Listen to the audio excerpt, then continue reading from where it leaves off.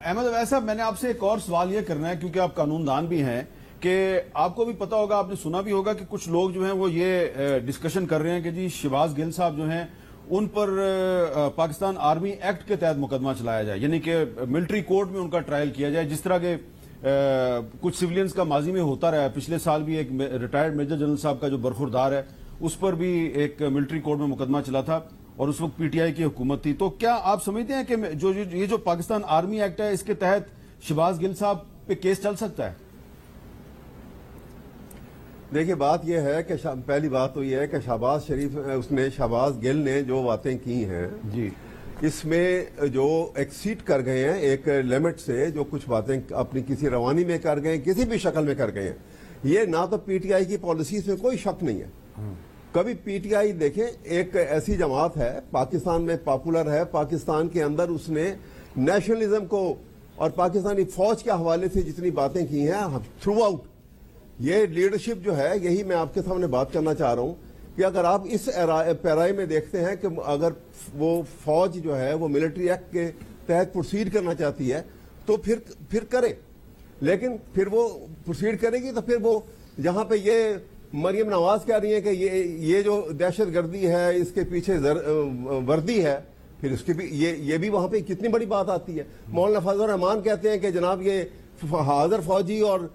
جرنیل اور جو ریٹائرڈ جرنیل ہیں یہ اسرائیل کے نوکر ہیں، ان سے لیتے ہیں اور ان سے یہ کر رہے ہیں اور پاکستان کے اندر یہ کر رہے ہیں، ان کو پاکستان میں ہتھیار پھینکنا ان کو آتے ہیں، ان کو سرنڈر کرنا آتا ہے، تو ان کے خلاف بھی یہ فوج کی کتنی بڑی وہ ذلت امیز گفتگو جو ہو رہی ہے ان کے متعلق۔ اسی طرح سے نواز شریف نے جب کہا، نام لے کے قمر باجوہ صاحب کا، کہ جنرل قمر باجوہ صاحب آپ کو پتا ہے کہ آپ نے کیا کیا ہے؟ وہ جو انہوں نے جب یہاں پر آپ کو معلوم ہوگا گجرانوالہ میں جب پوری بڑی سکرین لگا کے اور تمام لیڈرشپ بیٹھی ہوئی تھی، اصولاً تو جس وقت اگر فوج میں یہ مقدمہ چلائیں تو نواز شریف کے ساتھ یہ تمام لیڈرشپ جو بیٹھی تھی، دے آر آل کو ایکیوزڈ، یہ ان کا پورا پلان کر کے یہ بیٹھے تھے اور یہ سنا رہے تھے دنیا کو۔ اچھا احمد اویس صاحب، باہر بیٹھا ہوا اس کو تو پکڑ نہیں سکتے۔ احمد اویس صاحب، اس میں سوال ہے کہ اس وقت تو پنجاب میں اور مرکز میں پی ٹی آئی کی حکومت تھی، پی ٹی آئی کی حکومت نے پچھلے سال کی میں بات کر رہا ہوں، یہ ایک میجر جنرل صاحب ہیں،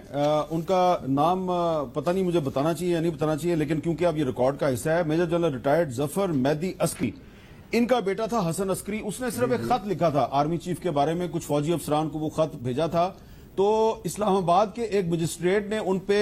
پی پی سی سیکشن 131 کے تحت ایک مقدمہ درج کیا اور پھر اس کو آرمی کے حوالے کر دیا گیا، اور آرمی نے آرمی ایکٹ کے سیکشن 31D کے تحت اس پہ ملٹری کورٹ میں مقدمہ درج کروایا، اور جب اسلام آباد ہائی کورٹ میں اس کو چیلنج کیا گیا تو جو ایڈوکیٹ جنرل تھے تحریک انصاف کی حکومت کے، انہوں نے کہا ہمیں اس پہ کوئی اعتراض نہیں، آپ یہ مقدمہ چلائیں۔ تو آپ کو اس وقت آپ نہیں سمجھتے کہ جو عمران خان صاحب کی حکومت تھی، جب نواز شریف صاحب نے یہ تقریر کی تھی تو ان کے خلاف اسی طریقے سے مقدمہ چلانا چاہیے تھا؟ بالکل چلانا چاہیے، اب بھی چلانا چاہیے، یہ تو کرمنل کیس کے اندر کوئی لمیٹیشن نہیں ہوتی۔ میں تو ان سے اب بھی کہتا ہوں یہ تمام کے تمام ایکیوزڈ ہیں، اسی کیس کے اندر ایف آئی آر ہونی چاہیے، ان کے اوپر باقاعدہ کیس ہونا چاہیے اور فوجی عدالت ان کو اوپر باقاعدہ پروسیکیوٹ کرے۔ یہ تو خدا کے لیے پاکستان سے اتنا بڑا ظلم ہو رہا ہے جس کی انتہا کوئی نہیں۔ اس قسم کی گفتگو کر کے پاکستانی فوج کے نام کے اوپر وہ زہر اگلا جا رہا ہے کہ جی یہ وہ تحریک انصاف نے فلاں کہہ دیا، فلاں کہہ دیا۔ خدا کے لیے اپنے ہی ملک میں اپنی فوج کے ہیروز کے متعلق آپ ان کو کیا زبان استعمال کر رہے ہو اور بار بار کہہ رہے ہیں کہ جی انہوں نے کہہ دیا۔ یہ پروپیگنڈا فی الفور بند ہونا چاہیے ان دی انٹرسٹ آف نیشن، بالکل پاکستان کے لیے، خدا کے لیے۔ اچھا، اب مصدق ملک صاحب، احمد اویس صاحب کو کوئی اعتراض نہیں ہے شہباز گل صاحب پہ ملٹری کورٹ میں مقدمہ چلائیں، لیکن وہ کہہ رہے ہیں پھر اس کے ساتھ ساتھ پھر نواز شریف صاحب پہ اور مولانا فضل الرحمان صاحب پہ اور باقی لوگوں پہ بھی چلنا چاہیے۔ باقی کون؟ باقی وہ انہوں نے نام لیے کافی سارے، وہ جو میں نے آپ کو سارے وہ جو بتائے ہیں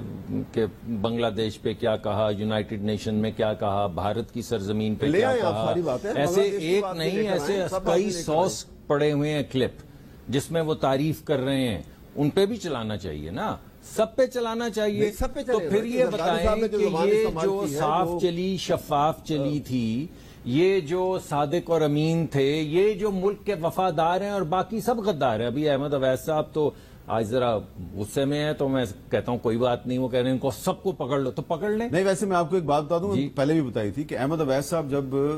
لاہور ہائی کورٹ بار کے صدر تھے تو مشرف صاحب کی حکومت کے خلاف انہوں نے قرارداد منظور کی تھی، لیکن وہ ایک غیر جمہوری حکومت تھی. تو فوج کی سیاست میں مداخلت پہ تنقید کرنا میرے خیال سے جائز ہے، لیکن جب فوج کہے کہ اب ہم نے سیاست میں مداخلت نہیں کرنی، ہم نے نیوٹرل رہنا ہے، تو پھر اس کے بعد پھر میرا خیال ہے کہ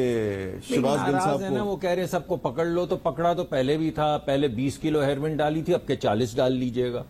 اور کیا کریں گے؟ نہیں آپ کا کیا خیال ہے کہ شہباز گل صاحب پہ ملٹری کورٹ میں مقدمہ چلنا چاہیے؟ دیکھیے ملٹری کورٹ مجھے قانون کی ایسی سمجھ نہیں ہے، میں نہیں جانتا، میں سمجھتا ہوں اگر چل سکتا ہے ان پہ مقدمہ جو مناسب ہوگا، جو قانونی طریقہ کار ہے اس کے تحت چلنا چاہیے. پی ٹی آئی نے تو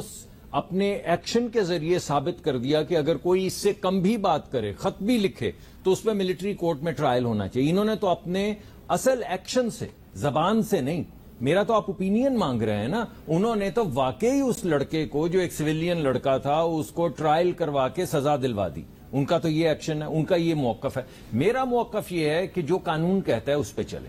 جو آئین کہتا ہے، جو قانون کہتا ہے، جو اس نے کیا ہے انویسٹیگیشن کے بعد جو سامنے آئے اس کے مطابق جو طریقہ کار ہے قانونی اس پہ چلیے، بس اس سے تجاوز مت کریں. باقی جو ڈسٹنکشن ہے